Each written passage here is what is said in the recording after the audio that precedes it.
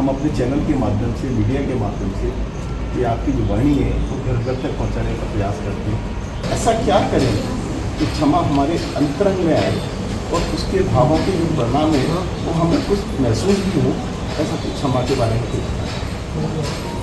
देखिए आज जब रिजल्ट सामने आता है ना तो व्यक्ति उसको पाने के लिए आतुर होता है। वास्तव में क्षमा जो है वह क्षय यानी क्षय से माँ यानी बचाने वाली है, क्षय से विनाश से बचाने वाली है, शाश्वत सुख सत्ता की ओर ले जाने वाली है। और क्षमा कोई शाब्दिक नहीं है, कोई एक्टिविटीज़ नहीं है, वो अंदर की एक भावना है। सोचो कि मैंने अनंतों बार गलतियाँ की, फिर भी आज मैं प्रभु के सम्मुख बैठने के लायक हूँ। प्रभु ने कितनी बड़ी क्षमा की कि वो मुझे दर्शन दे रहे हैं। हमारी अनंत गलतियों को क्षमा करने वाले प्रभु, तो क्या हम किसी की एक गलती को क्षमा नहीं कर सकते? हमारे नज़रिए में दूसरों की गलतियाँ दिखाई देती हैं, अपनी गलती नहीं दिखाई देती। तो सबसे पहले अंतर्मुख दृष्टि करना है कि हमें अपनी गलतियाँ नज़र आए। अगर अपनी गलतियाँ नज़र आएगी तो यकीनन हम उन गलतियों को सुधारने का प्रयास करेंगे।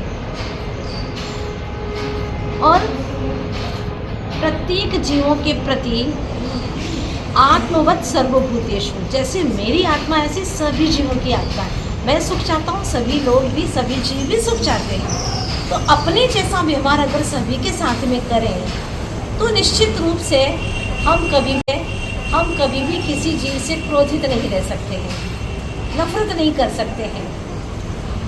कहा है ना, दुश्मनों को भी क्षमा कर देते,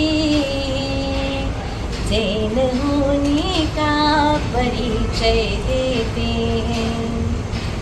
वास्तव में जैन वही है जो सब जीवों के प्रति क्षमा भाव रखे, और ये तो वीरों का आभूषण है। ये अंदर में भाव तभी आता है जब वो अपनी सही पहचान करता है। अपनी पहचान नहीं करेगा तो अन्य जीवों की भी पहचान नहीं होगी, और नहीं होगी तो क्षमा का भाव भी नहीं आएगा। इसका आनंद ही अद्भुत है। बदला लेने का आनंद या सुख कह दो घड़ी का है, आगे तो फिर पछताना ही है। लेकिन बदल देने का जो भाव है अपने भीतर में, उसका सुख तो अनंत अनंत रूप में है। जब इसका भाव समझ में आएगा तो अच्छे काम करने के लिए जीव तत्पर हो जाएगा। आपको भी बात समझ में आती है ना कि अगर किसी से आप बदला लेने का भाव रखते हैं तो खुद भी कितने परेशान होते हैं। इससे शरीर में भी विज्ञान कहता है कि ब्लॉकेज हो जाते हैं, और जितनी क्षमा की भावना आती है शरीर एकदम फूला फूला फला फला सा लगता है, बाग बाग सा लगता है। जब आप निश्चिंत होकर के सबसे क्षमा याचना करके सोते हैं तो आपको कितना अच्छा लगता है। तो गांठ तो अच्छी है ही नहीं, गांठ अच्छी नहीं है, चाहे कपड़े की गांठ हो, चाहे धागे की गांठ हो, चाहे शरीर के अंदर गांठ हो, या मन में बेर की गांठ हो, ये अच्छी है ही नहीं। जब गांठ खुल जाती है बेर की, क्षमा भाव आ जाता है तो आनंद बरसने लगता है। मतलब ये प्रश्न होता कि आज हमारी जो नई पीढ़ी है ये हमसे बचपन से ही दूर हो जाती है। जो लौकिक शिक्षा के माध्यम से बच्चे थोड़ा सा स्कूल से जैसे कॉलेज में आते हैं, शहर छोड़ के बाहर चले जाते हैं, उन्हें जो संस्कार, जैन संस्कार मिलने चाहिए। कई लोगों बच्चों को तो स्थिति ये होती है कि जैन संस्कार के बारे में बहुत सारी जानकारी नहीं मिल पाती, क्योंकि वो हमसे दूर हो जाते हैं, हम उन्हें संस्कार नहीं दे पाते। उसमें कारण कौन है? हम दूर होती जा रही है या दूर करते जा रहे हैं। देखा देखी इनके बच्चे दूर गए पढ़ने तो मेरे भी बच्चे जाना चाहिए, और बच्चों की जिद आप पूरी करते हैं। चलिए ठीक है, आप भेज ही रहे हैं, वर्तमान में ऐसा ही चलन हो रहा है, आप भेज रहे हैं तो कम से कम पढ़ाई के बाद में अपने पास ही उनको 2 साल तक रखें, उनको संस्कार दे सकें। और जब जाते हैं तब भी गुरुजनों से संकल्प दिला करके भेजें। पूरी उनकी निगरानी रखें। फिर भी आप दूर रह करके उतना ध्यान नहीं दें। मोबाइल में जितना भी व्यक्ति झूठ बोल सकता है उतना बोल रहा है,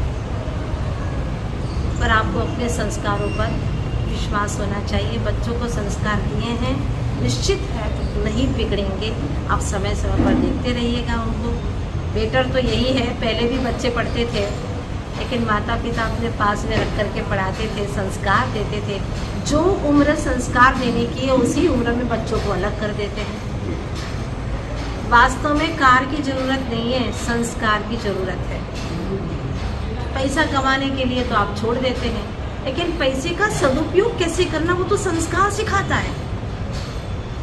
सदुपयोग नहीं है तो क्या करेंगे, ज़िंदगी बर्बाद। आज 14-14 साल की बच्चियां बिगड़ रही हैं। मुझे तो ये विचार आता है कि वो 60 वर्ष ज़िंदगी के पूरे कैसे करेंगे। इसीलिए कुछ भी जरूरी नहीं है, संस्कार जरूरी है, और इसके लिए माता पिता और गुरुजनों की आवश्यकता है।